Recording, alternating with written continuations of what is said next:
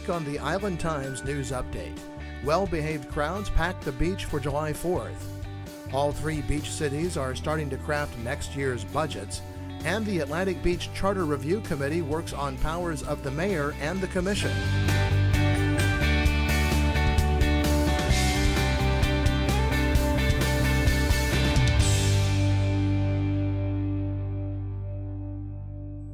Welcome to the Island Times News Update. I'm Tom Patton.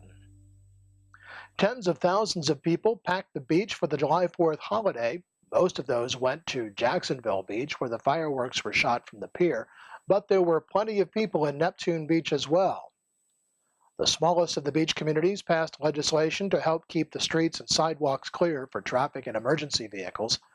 Mayor Harriet Pruitt said the crowds seemed to be well behaved in Neptune Beach. I'm not seeing anybody blocking the sidewalks, or when they've gotten too many of them, the police have come by and asked them to move. And I think it's really between the combination of more police presence and certainly not blocking the sidewalks and the streets. I think that, and the word's been out with the press, I think it's certainly helped. And my concern for the future is because the county is growing so big with population, so many apartments coming, everybody wants to come to the 4th. I mean, they want to come to the beach on the 4th, and it's only going to get worse and worse. So I think this is a good start to begin to hopefully tone things down on July 4th, because it's needed, because it's just going to be more and more people coming. In Jacksonville Beach, Mayor Charlie Latham said things had been busy, but about what was expected for the holiday falling on a Friday this year. We knew that because it was going to be a weekend, it was going to be a little bit more populated than usual, but we've got a lot more officers on hand than we would normally have, so I think we're in good shape. The family friendly is going to be a long-term project for all the time in Jacksonville Beach. Right now we've got a tremendous amount of young people here, very few families, and so far, like I say, it's very busy but safe so far. It looks like it's going pretty well, and no major issues. Police presence was heavy, particularly along 1st Street in Neptune and Jacksonville Beach. The 20-minute fireworks display shot from the pier drew thousands more down to the ocean. Well, summer is the season for city budgets to be crafted, and the staffs and city managers of all three beach communities are well into their budgeting process. City budgets were the topic at this month's Beaches Watch meeting.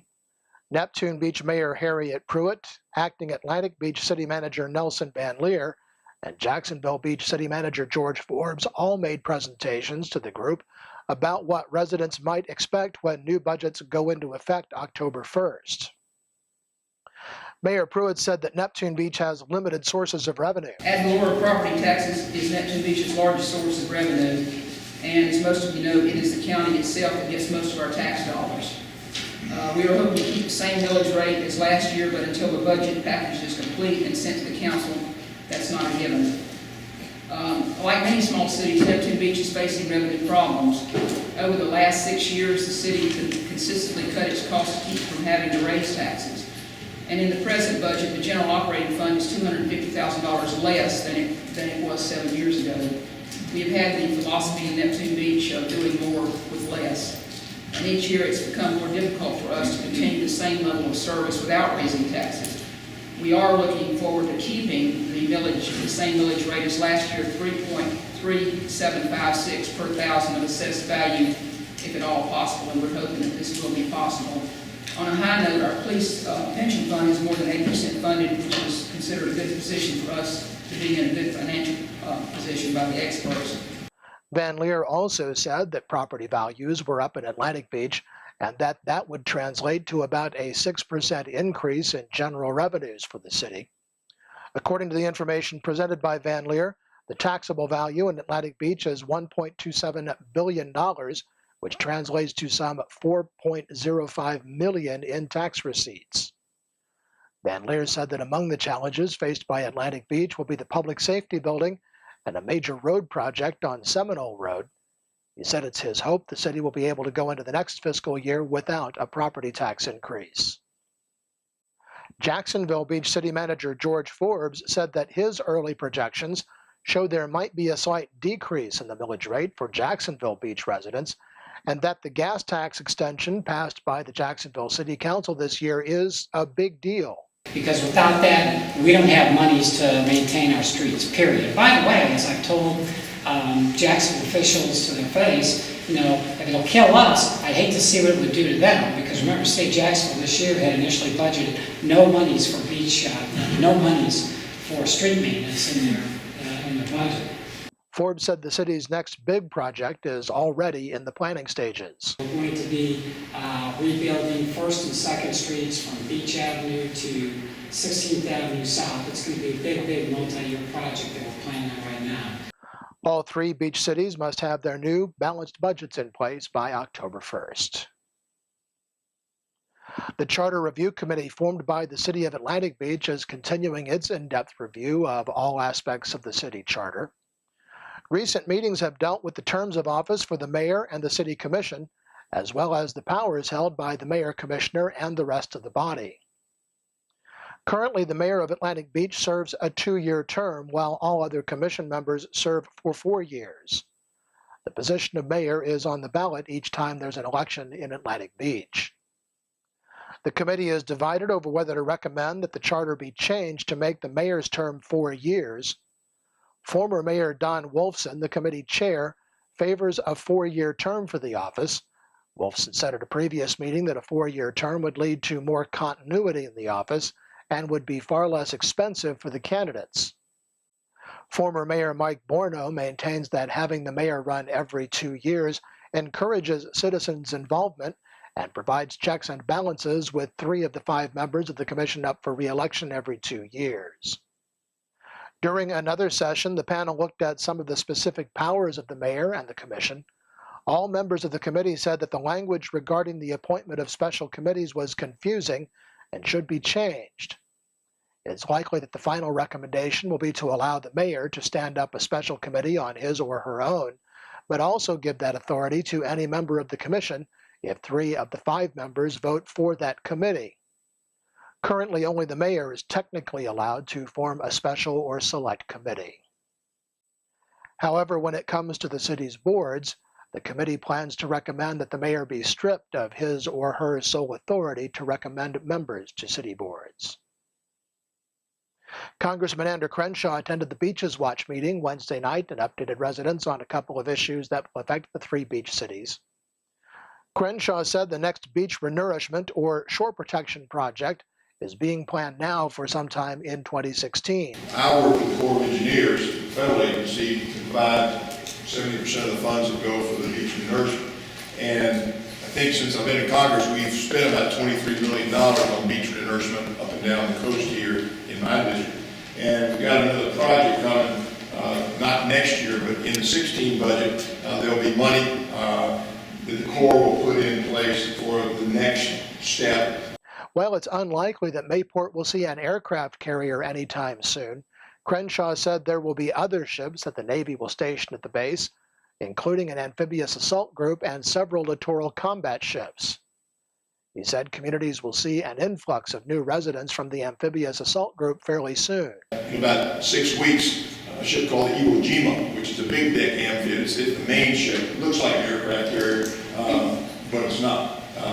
And it will come along with another support ship like the USS New York. It's called the USS Patrick McHenry. And so when those 3 ships are in Mayport, that means 2,000 sailors and their families are going to call Mayport home.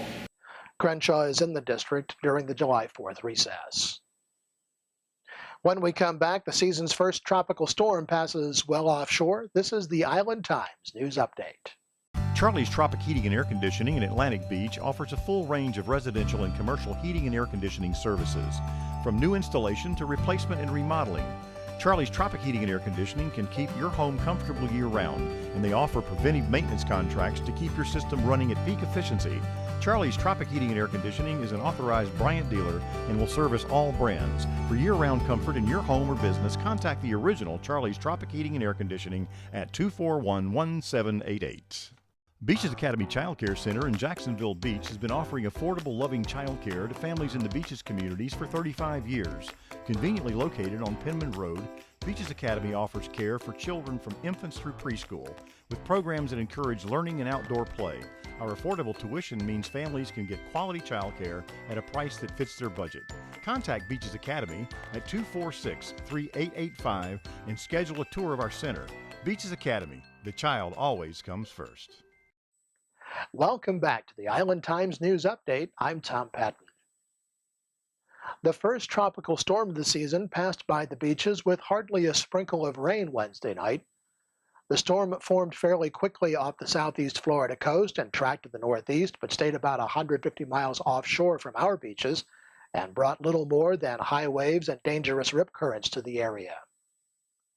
The storm brushed the North Carolina Outer Banks as a Category 2 hurricane on July 4th and is now moving out to sea. Emergency personnel remind everyone that any storm can be dangerous, and living on a barrier island in Florida, it's a smart move to be prepared. Neptune Beach has placed a citizen request portal on its website. The portal enables individuals to communicate with the city in order to report issues, ask questions, or voice concerns regarding streets or signs, code violations, utility billing and services, or any other general complaint. A member of the city staff will review citizens' submissions and respond to you as quickly as possible by email or telephone. The Cultural Center at Ponte Vedra Beach presents Big Cats and Wolves, life-size paintings by Diane Travis. A free opening reception will be held at the center July 11th from 6 p.m. till 8 p.m. and will be open to the public. Travis was awarded the top prize for her oil painting The Pharaoh Lion during the July 1, 2011 opening reception for her second annual Judith Ryan Williams Nature and Wildlife exhibit at the St. Augustine Art Association. A resident of St. Augustine, Travis is an accomplished artist with an art degree from the Pratt Institute. She studied big cats in Kenya and is an experienced cartographer and draftsman. Her paintings are in New York, France, Hawaii, and Florida. In Jacksonville Beach, the South Beach Art Walk will be held Tuesday, July 8th, and then a couple of events on the beach for the 12th, the First Coast Volleyball Tournament at the volleyball courts beginning at 7 a.m., and the Florida Surfing Association's Super Grom 2 at the north side of the pier at 8 a.m. Painter Randy Pitts and glass artist Tracy Womack have teamed up for an exhibition at the First Street Gallery. Their work will be on display beginning July 9th. Tracy and Randy will be at an opening reception to be held at the First Street Gallery Friday, July 11th from 7 till 9 p.m. Their show continues through September 2nd. The National Weather Service says we can expect a typical summertime weather pattern at the beach, and that means a daily chance of afternoon thunderstorms. Otherwise, it's going to be warm and humid with highs in the mid to upper 80s and lows in the mid 70s. And we'll leave you this week with more from the Jacksonville Beach fireworks display Friday night.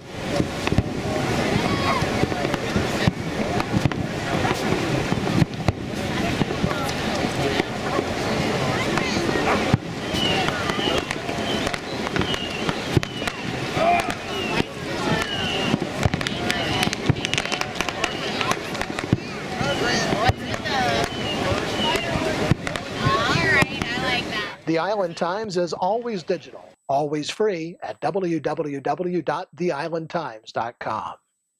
Become a subscriber and get updates on news from the beach's communities delivered right to your email box. And don't forget to like us on Facebook. I'm Tom Patton. Thanks for watching.